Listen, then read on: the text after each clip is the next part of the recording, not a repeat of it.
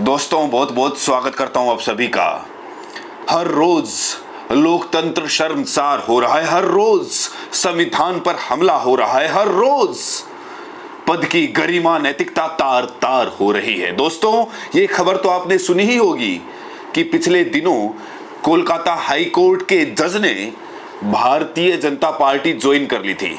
और दोस्तों आपको ये भी याद दिला दें, जिस सीजेआई के नेतृत्व में 2019 में राम मंदिर का फैसला लिखा गया था, जिनका नाम रंजन गोगोई है, उन्हें साल 2020 में राज्यसभा के लिए नॉमिनेट कर दिया गया था। लेकिन अब जो खबर निकल कर आ रही है दोस्तों, वो बेहद चौंका देने वाली है। खबर यह है कि मुख्य चुनाव अधिकारी बीजेपी सरकार में मुख्य सचिव बनने जा रहे हैं। दोस्तों ये खबर अपने आप में हैरत अंगेज है, क्योंकि कोई भी मुख्य चुनाव आयुक्त या फिर मुख्य चुनाव अधिकारी किसी सरकार का हिस्सा नहीं हो सकता है। दोस्तों खबर अभी अभी आई है कि बंगाल के अगले मुख्य सचिव होंगे मनोज कुमार अग्रवाल। मनोज कुमार अग्रवाल मौजूदा दौर में बंगाल के मुख्य निर्वाचन अधिकारी हैं और अब ये सुवेंदु अधिकारी के नेतृत्व वाली बीजेपी सरकार में नए चीफ सेक्रेटरी होंगे। इस बीच ममता बनर्जी सुप्रीम कोर्ट पहुंच गई। उन्होंने ज्ञानेश कुमार के खिलाफ केस दायर कर दिया। दोस्तों आज की वीडियो बहुत इंपॉर्टेंट है। अगर आप लोगों ने ये वीडियो देखना शुरू किया है तो अंत तक देखिएगा, तभी आपको पूरा मुद्दा समझ में आएगा। तो सबसे पहले बात करते हैं मनोज कुमार अग्रवाल की। बड़ा सवाल यह है कि मनोज कुमार अग्रवाल को बीजेपी सरकार में मुख्य सचिव क्यों बनाया जा रहा है? ऐसा क्या इन्होंने बीजेपी के लिए कर दिया कि बीजेपी इनसे इतनी ज्यादा प्रभावित हो गई कि इन्हें अब सुवेंदु अधिकारी सरकार का अहम अंग बनाने जा रही है?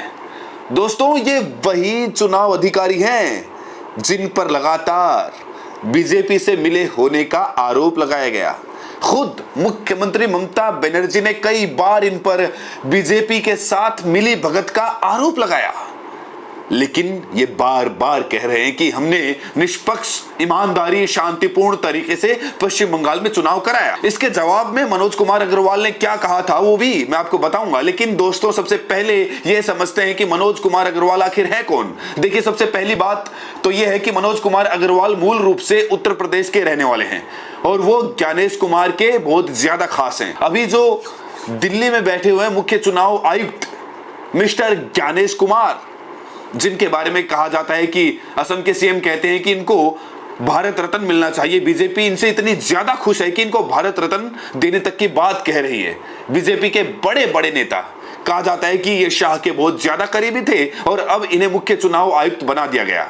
मनोज कुमार अग्रवाल 1990 बंगाल कैडर के आईएएस अधिकारी हैं। बंगाल के दिग्गज नेता पूर्व केंद्रीय मंत्री पीए रंजन दास मुर्सी के ये निजी सचिव भी रहे।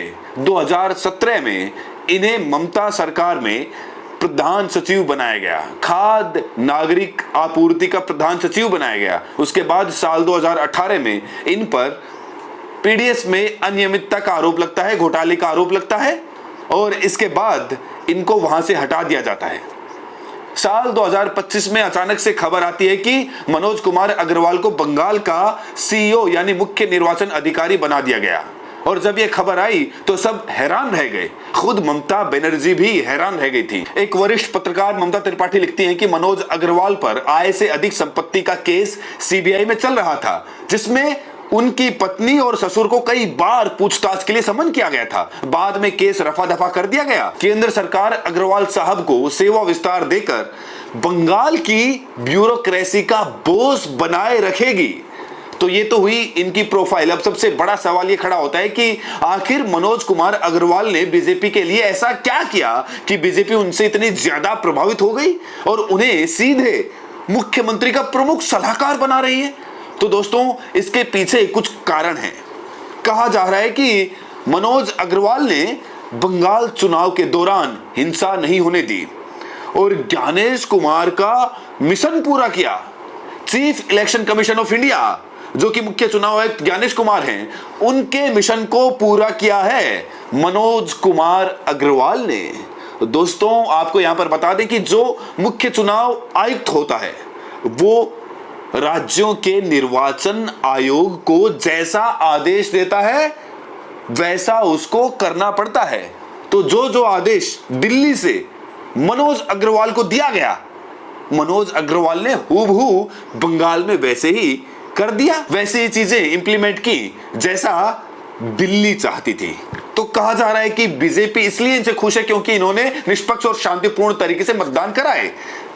लेकिन आरोप यह भी लग रहा है कि इन्होंने बीजेपी के तमाम नेताओं को पूरी ढील दी। आचार संहिता का उल्लंघन जब बीजेपी के नेताओं ने किया तो उनको कोई भी नोटिस राज्य निर्वाचन आयोग की तरफ से नहीं भेजा गया। कितने हेट स्पीच हुए, उसके खिलाफ कोई भी एक्शन नहीं लिया गया। शुभेंदु अधिकारी के तो न जाने कितने ऐसे वीडियोस वायरल हैं जिसमें वो हिंदू मुसलमान करते नजर आ रहे हैं, लेकिन शुभेंदु अधिकारी के खिलाफ मजाल हो कि मनोज अग्रवाल ने कोई कार्रवाई की हो। जिस चुनाव में हिंदू मुस्लिम धर्म की राजनीति हो, चुनाव निष्पक्ष कैसे हो सकता है? और जिस चुनाव में सरेआम नफरत फैलाई जाए, नफरती भाषण दिए जाए, वो कैसे निष्पक्ष साफ सुथरा चुनाव हो सकता है? दोस्तों, पहले क्या होता था? पहले जब कोई नफरती भाषण देता था, हेट स्पीच देता था, तो उसके खिलाफ कार्रवाई हो जाती थी, अभी भी हो रही है। लेकिन जब विपक्ष के नेता ऐसा काम करते हैं तो उन पर हूबहू मॉडल कोड ऑफ कंडक्ट लागू हो जाता है, उनके खिलाफ कार्रवाई हो जाती है। ऐसे ना जाने कितने नेता हैं जिनकी विधायकी हेट स्पीच मामले में चली गई। जब ममता बनर्जी ने मनोज अग्रवाल पर आरोप लगाया कि ये बीजेपी के लिए काम कर रहे हैं, तो जानते हैं मनोज अग्रवाल ने क्या कहा? मनोज अग्रवाल ने कहा कि मैं यूपीएससी पास करके अपनी मेहनत और मेरिट के आधार पर यहां आया हूं, मैं किसी नियुक्ति से नहीं आया हूं। हमारा काम जनता की सेवा करना है। मैं एक पब्लिक सर्वेंट हूं, किसी राजनीतिक पार्टी या व्यक्ति या किसी राजनीतिक पद का सेवक नहीं। ये अपने बयान में साफ तौर से कह रहे थे कि मैं किसी राजनीतिक पार्टी का व्यक्ति नहीं हूं। तो जब किसी राजनीतिक पार्टी के व्यक्ति नहीं है तो फिर अब क्यों किसी सरकार में शामिल होने जा रहे हैं? क्यों ये मुख्य सचिव बनने जा रहे हैं? इसीलिए मनोज कुमार की निष्पक्षता पर सवाल खड़े हो रहे हैं। कहा जा रहा है कि इन्होंने कुछ ना कुछ तो जरूर किया है जिससे शुभेंदु अधिकारी इन पर मेहरबान हो गए हैं। दोस्तों, क्या आप जानते हैं कि मुख्य सचिव का काम क्या होता है, कौन होता है, इसकी जिम्मेदारी क्या होती है? आपको यह भी जान लेना चाहिए। ये किसी भी राज्य का सबसे वरिष्ठ प्रशासनिक अधिकारी होता है। इसे सीएम का मुख्य सलाहकार माना जाता है। यह राज्य की पूरी मशीनरी का नेतृत्व करता है। चीफ सेक्रेटरी का रुतबा बहुत ज्यादा होता है। चीफ सेक्रेटरी मुख्यमंत्री को राज्य प्रशासन, नीति निर्माण, कानून व्यवस्था, महत्वपूर्ण मामलों पर सलाह भी देता रहता है। खास तौर से राज्य की नीतियों के क्रियान्वयन में समन्वय भी स्थापित करता है। तो बड़ा सवाल यह खड़ा होता है कि मनोज कुमार को मुख्य सचिव उनकी निष्पक्षता, ईमानदारी की वजह से बनाया गया या फिर इन्होंने बीजेपी को चुनाव में बहुत ज्यादा फायदा पहुंचा दिया, इसके लिए इन्हें ये रिवॉर्ड दिया जा रहा है। दोस्तों, इस बीच एक और खबर सामने आ रही है। एसआईआर पर सुप्रीम कोर्ट पहुंच चुकी है ममता बनर्जी। सीईसी ज्ञानेश कुमार के खिलाफ उन्होंने एक याचिका दाखिल कर दी है।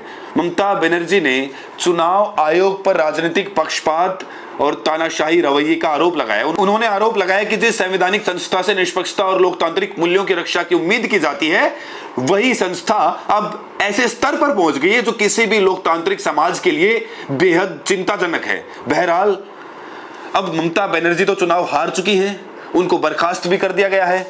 बंगाल को नया मुख्यमंत्री भी मिल चुका है। शुभेंदु अधिकारी बंगाल के नए सीएम बन चुके हैं। लेकिन सवाल यही है, क्या मुख्य निर्वाचन अधिकारी किसी राज्य की सरकार का अंग हो सकता है? वो भी तब जब उसने उस राज्य में चुनाव कराया हो, उसके बाद सरकार बनी हो। दोस्तों, सवाल इसीलिए खड़ा हो रहा है कि अभी अभी चुनाव इन्होंने कराया है और तुरंत अभी सरकार में मुख्य सचिव बन गए। वैसे जो मुख्य सचिव होता है वो आईएएस ही होता है, लेकिन वो रिटायर्ड आईएएस होते हैं।